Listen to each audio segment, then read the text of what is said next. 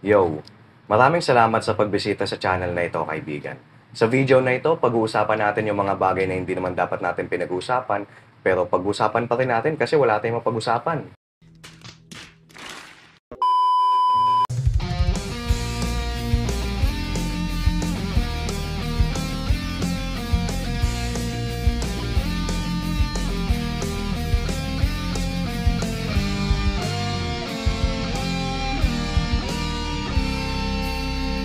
Sa video na ito, pag-uusapan natin kung paano nga ba pumorma kapag malaki yung tiyan. Ang video na ito ay para dun sa mga lalaking buntis. Kaya Shernan, kamusta? Kabuanan mo na, lumalaban ka pa.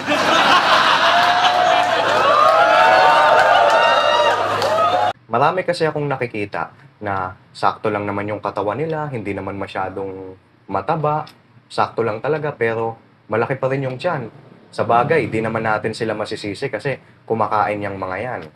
Normal yun sa atin, lalong-lalo na sa mga taong wala nang time para mag-workout. Pero bago ang lahat, bago tayo magpatuloy, nag-upload nga pala ako ng mga videos about personality development tungkol sa mga bagay na pwede nating i-apply sa sarili natin para mas mag-improve pa. Kaya itong content na to, or itong channel na ito na yung chance para may matutunan ka. Okay, simulan na natin. Paano nga ba pumorma kapag malaki yung tiyan? Isa sa mga bagay na dapat mong gawin ay yes to layering. Ano ba yung layering? Ito ay yung magpapatong ka ng damit sa damit mo. So, paano natin gagawin yan? Halimbawa, suot mo ay t-shirt or sando, pwede kang magsuot ng denim jacket, leather jacket. Pero, wag mong ibobotones. Dapat naka-unbutton sila. Para kahit papaano natatakpan yung tiyan mo, hindi siya na-highlight. Kapag naka-layering ka kasi ng long sleeve, denim jacket, leather jacket, o kahit anong jacket na suot mo, basta naka-layering ka, at nakahang siya, hindi siya nakabotones, hindi masyadong napapansin yung tiyan mo. Pero paano kung mainit yung panahon tapos naka-layering ka? Mahirap nga naman yun, di ba? Natago nga yung tiyan mo. Kaso, punas ka naman ng punas sa pawis mo kasi nga mainit yung panahon. So, paano kung ganyan?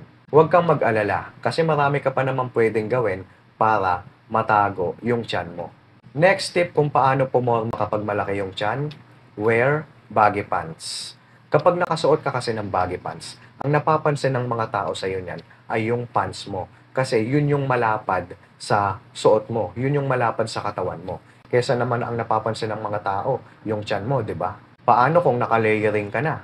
Tapos naka-baggy pants ka pa? Eh di tagong-tago na talaga yung tiyan mo nun. Next tip kung paano pumorma kapag malaki yung tiyan, don't tuck your shirt. Kapag tinak mo kasi yung shirt mo, ipinasok mo dun sa pantalon mo o sa kahit anong suot mong pang-ibaba, magmumukha ka kasing pulis na nangungutong. Alam niyo yung mga pulis na nangungutong sa daan? Yung nakatak yung uniforme, ang laki-laki ng tiyan, magmumukha ka kasing ganon. At isa pa, kapag nakatak yung shirt mo, mas nakikita yung korte ng tiyan mo niyan eh. Mas na-highlight siya. Kaya mas maganda na huwag ka nang magtak ng shirt mo. Sa forma ng mga babae, goods yan yung pagtatak ng shirt. Kasi kapag nagtatak ng shirt yung mga babae, madalas naka-highway sila, di ba? Kaya natatago talaga yung tiyan nila. E tayong mga lalaki, hindi naman pwedeng mag-highways tayo kapag nagtak tayo ng shirt. Eh, ang pinag-uusapan natin dito ay kung paano pumorma kapag malaki yung tiyan para sa mga lalaki. Next tip kung paano pumorma kapag malaki yung tiyan, wear oversized shirt. Siyempre, kagaya nga ng sinabi ko kanina, paano kapag mainit yung panahon? Hindi naman pwedeng naka-layering tayo palagi.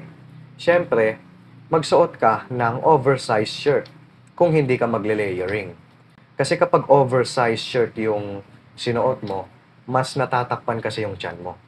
Kesa sa mga fitted na shirt, mas na-highlight, mas nakikita yung korte ng tiyan mo niyan kapag fitted yung sinuot mo. Pero wag naman sana yung sobrang oversize ha, yung tipong nagmumukha ka ng hanger.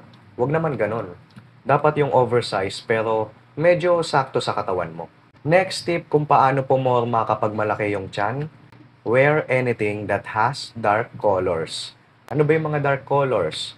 Black, blue, red, brown, mga ganyan-ganyan. Kasi kapag dark colors yung sinuot mo, mas pinapanipis niyan yung katawan mo.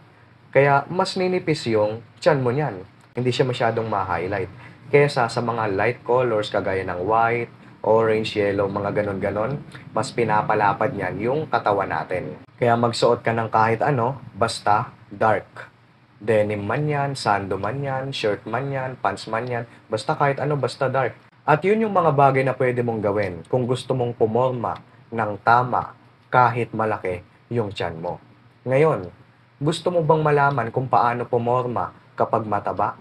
Panoorin mo yung thumbnail na lalabas sa end screen ng video na ito. Pag-click mo lang yan, mapapanood mo na.